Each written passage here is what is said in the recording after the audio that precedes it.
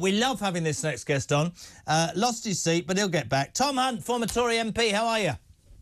Very good, very good. I'm raging this week. Raging. I'm trying. You look at you, Mr. Cool, there with your polo top on. It's better than being at Parliament, isn't it? I'll tell you what. I've got. You can pick. What do you want? 1, 2, 3, 4, or 5? You go. You shout. 3. 3. Sick note, Britain. Economically inactive adults likely to hit 4.3 million by 2029. Notwithstanding the fact that talk allows us to speak candidly, Tom, I threw open a suggestion earlier. Call me mad. I don't believe that 4.3 million people are mentally ill or disabled, and I think that does a disservice to the people who are. There are plenty, let's make this, who can't want to work and do want to work. However, I would respectfully suggest there's a large number who can't be bothered, or they're on an amount of dole that means that they're not motivated to do something. Should we not be making them do the very jobs that this country seems to insist migrants should come over to this country and do? Should we not be saying to these people who are long-term, this will help you, it'll motivate you, it'll get something on your CV, it'll get you out of bed, and we, the taxpayer, won't be paying you to do jack whilst paying somebody else to do it as well? Just a thought. Yeah, I mean, I couldn't agree more. I mean, 4.3 million is a really big number. As you say, within that number, there'll be some people who genuinely can't work and might be disabled. And I think most of us would accept that it's right that we the welfare state is there for them. That's what the system was for. But without doubt, within that, a significant proportion of people who probably could work but have decided not to work because, frankly, we've created a system where they're barely better off by working, but they're just staying at home. And, of course, the problem of this is, firstly, there's the injustice and the annoyance that hard-working taxpayers are subsidising people who could work. But, of course, the other big issue is the fact that many of these jobs that they're not doing because they're turning their nose up at them, we're bringing in huge numbers of people from outside the country to fill these roles, often lower-skilled roles. And this week, the Office of Budget Responsibility, who is a sort of quango, not really known for taking a robust view on migration questions, they said that for lower skilled roles, they cost the taxpayer net, on average, £150,000 a year each, and that's before they retire and and start receiving their pension. So, the cost of this huge levels of net migration, lower skilled net migration that comes about as a direct consequence of millions of people not working who could work. Completely agree. So we have this government. Sadly, you lost your seat 3 months ago. We've got this new government who's sort of 12 weeks in. Most people, whether they're Tories or Reform voters or Labour voters, would say not much happened in the first 5 or 6 weeks. It was OK. I'm astounded, Tom. We haven't spoken for a couple of weeks. I'm beyond astounded at the mistakes, the basic mistakes that seem to be happening. Let's give you an example. David Lammy is our Foreign Secretary. To say I'm raging would be an understatement. This, nearly said the wrong word, said today, and I quote, I mean, this is extraordinary. Climate change is a more pervasive and fundamental threat than terrorism. In his maiden speech 100 days after taking office, David Lammy said the climate issue, along with the decline in nature, would be central to all the Foreign Office does under his tenure. This Lammy warned the UK's previous funding commitments on the issue would be reviewed. He's talking about wars, given the situation that's going on in the world. Now, obviously, we've heard about Hezbollah today. They're all using walkie-talkies. 2,800 have been killed. They believe it's Mossad in Israel. That hasn't been confirmed yet. There's this powder keg in the Middle East. There's this axis of power, which is Russia, China and Iran. Iran sponsors Hezbollah, the Houthis, the Hamas, the terrorist group. Sorry, shall I go and live somewhere else? Our Foreign Secretary, who is blatantly incompetent, thinks that greenhouse gases or wind farms are more important. How can anybody, Tom Hunt, take that seriously? Well, look, I mean, I actually put the TV on today. I was at home over lunch, and it's not that often I watch the BBC. I thought I'd watch Politics Live, and I used to be on a fair bit. And I switched it on, and Lammy was there I think in the Downing Street Garden. I think that's what it looked like. just going on. And it went on and on and on. I don't know if they actually had to delay the start of the Politics Live programme because he went on so long. And I thought, hang on a minute, have I got this right? This isn't Ed Miliband, it's David Lammy. This isn't the Energy and Climate Change Secretary. That would be one thing. I mean, I didn't agree with what he was saying, but at least if it was the Energy and Climate Change Secretary, that's their portfolio. He's mad anyway. It's the Foreign Secretary. You know, and out of all the things that should be keeping him up at night at the moment, Ukraine, the Middle East situation, yes, influence of Russia, China, you name it, Iran potentially getting a nuclear weapon, David Lammy, and that is the Labour Party, they are so obsessed about the whole sort of net zero agenda. They're such eco-zealots. But even when it's not even in their portfolio, and he's Foreign Secretary, which I think most people would think is a pretty busy, good gig, he can't help himself. There he is, talking for what seemed like an hour it's beyond me. About this issue. I just couldn't believe it. I mean, we've had so much since we last spoke. We've had the disgraceful decision to take away pensioners, winter fuel payments, with their own research saying that 4,000 pensioners, Labour Party research saying, could die. We've had this lack of... They won't accept or they won't deny that there could, in fact, also be taken away the council tax discount.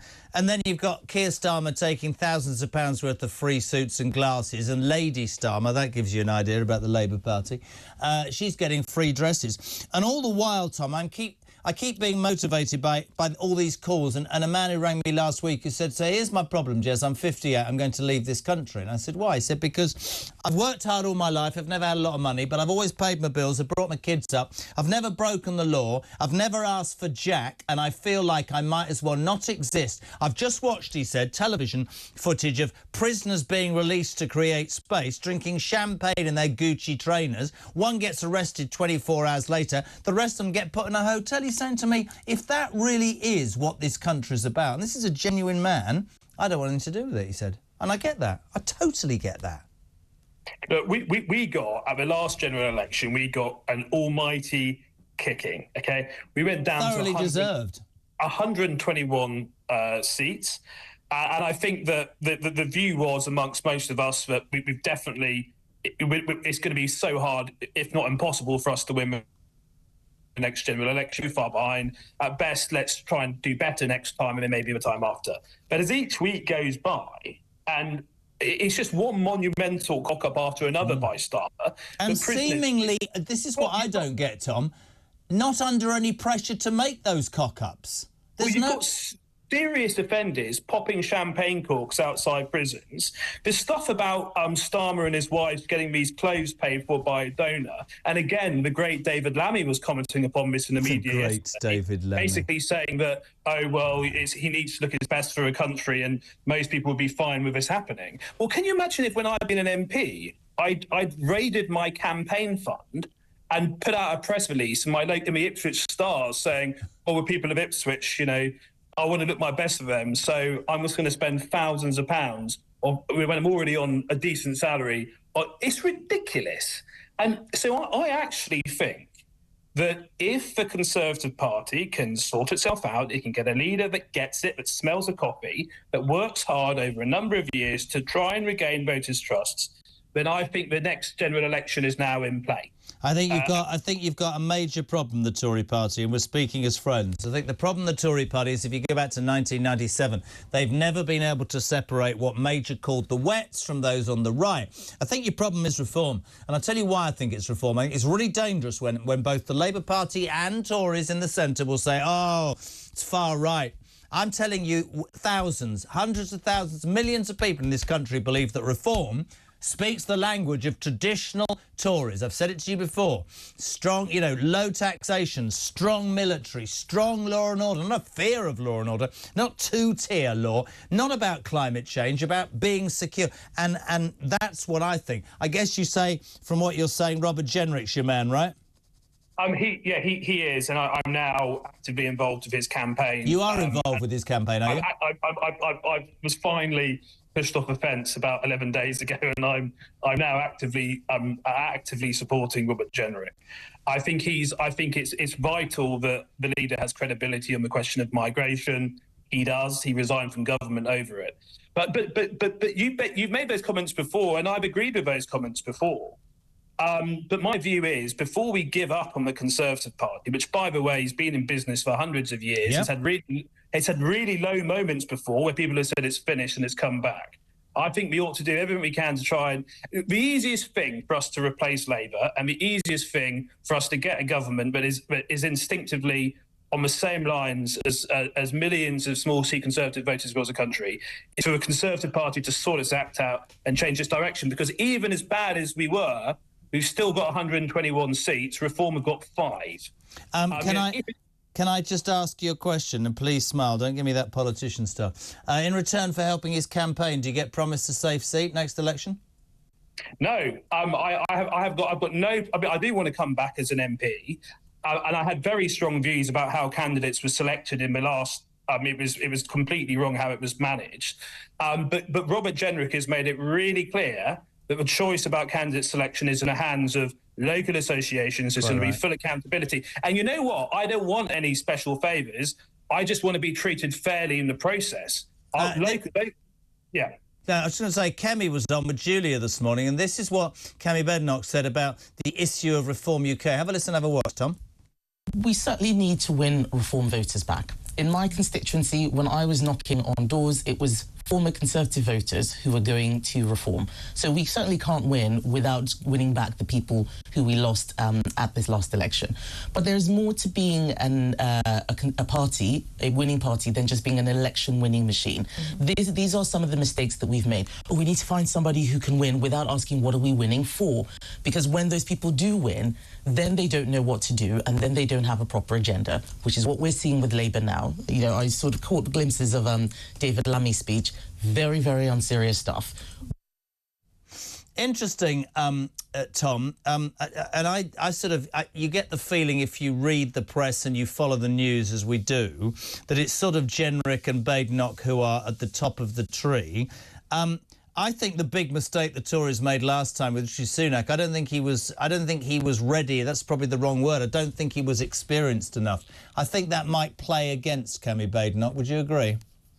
Well, I mean, I do actually like Kemi, and actually half the reason why I did take so long in deciding was because I had been torn between Rob and Kemi. So I have got a lot of time for her. I think she's got a big future in the party. And actually, you know, she has had, you know, been in the cabinet. She's had very senior roles in the cabinet. She's had, I think, experience isn't really the issue. The reason why ultimately, and I think actually the comments she made there were the good comments. The reason why I backed Rob Jenrick is his policy platform on immigration. I mean, we broke trust with our voters on many issues, but immigration more than any other issue. And for me, it's a non-negotiable thing that whoever it is who's our next leader needs to be bulletproof on the question of immigration. Right, two final things before I let you go. Quite outspoken, although I got laughed at. Did you see the Liberal Democrats party conference? They all came on clapping. They all it was like sort of it was. I said it was like the 1995 launch of Apple, of the new phone. I said Steve Jobs. It was Bill Gates, of course, because I'm an idiot. Thank you, Rick. That was ludicrous. I still don't know anything that the Liberal Democrats stand for. And if the Tory party has any conscience, it needs to look in the mirror and go, we were that crap. The Liberal Democrats won 72 seats, Tom. That's how bad your party was. What do they stand for, the Lib Dems? Well, I had a lot of fun today because I saw the Lammy speech, and then straight after that, the Lib Dem conference came on. And yes, you're right. For about 10 minutes, they were clapping themselves. I mean, they literally 10 minutes of self-congratulatory. They were all clapping themselves for being so marvellous. It was unbelievable. But yes, I mean, we've got to do something about the Lib Dems. But I mean, you're fundamentally right with a point you made probably 5 minutes ago, which is the Labour government are there for the taking. The main challenge for a Conservative Party is this split on the right. And whilst there's a split on the right in British politics, Labour will get away with it. And there's no point having a go at reform. There's no point having a go at people for voting reform. I understand why they are. We have just got to, over a period of a number of years, win back trust by focusing on those issues and gaining credibility in those key issues. Do you think you can do that? Do you think a lot of people will say to me the Tories are finished forever? You think the Tories can come back, yeah? Well, I think a lot of people say that in quite a flippant way. I think that it's wrong to say that. I think there's lots of possibilities here. I think under Robert Jenrick, I have absolute confidence that we would stabilise the ship, and I think we would ensure our position as a preeminent force on the right of British politics. If Robert Jenrick wins the leadership of the Tory party and he becomes the next Prime Minister and you're re-elected, final question to you, because this was the thing yesterday that didn't divide anybody. I think this is utterly, utterly disgusting. How the hell is Huw Edwards not in jail? And what would a Tory government have done? Because I tell you something, that doesn't sit with anybody in this country at all. Not at all. No, I mean, I assumed he would end up in jail, bearing in mind the magnitude of what he was found guilty of doing. And I was very surprised that that wasn't the case. It is a judicial matter. It's in the hands of I mean, there's not really a lot MPs, backbench MPs can do about those things. I mean, I was an MP for 4.5 years and I got incredibly frustrated by a number of judicial decisions. But no, it feels very wrong. What he did was incredibly wrong. And the BBC, which should be absolutely in the dock, paid him for 6 months knowing that he'd been watching images of young children, and is in a further kick in the backside to all these poor people who work so hard. This man gets a pension of £300,000 a year. That's appalling. What sort of message does that send? But I mean, ultimately, I mean, I took the position probably 4 or 5 years ago that I thought that I didn't support the licence fee, the BBC licence fee. That's been my position consistently for the last 4.5 years. I think, unfortunately, the BBC keeps on getting it so wrong on so many different issues.